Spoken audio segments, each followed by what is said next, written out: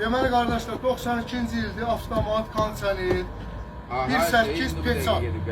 Maşın problemi yoxdur. Maşın problemi var, bir dənə budur. O da xırda bir şeydir. Klient məcbur eləsə bunu da alıb verirəm. Maşının bir dənə motor. Motor emişə içində çək.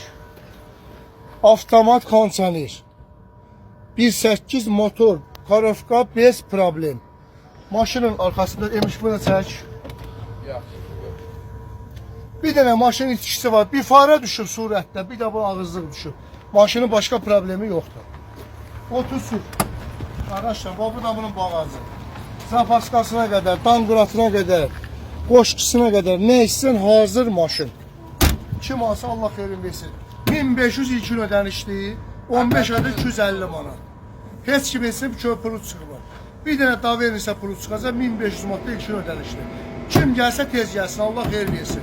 BMW.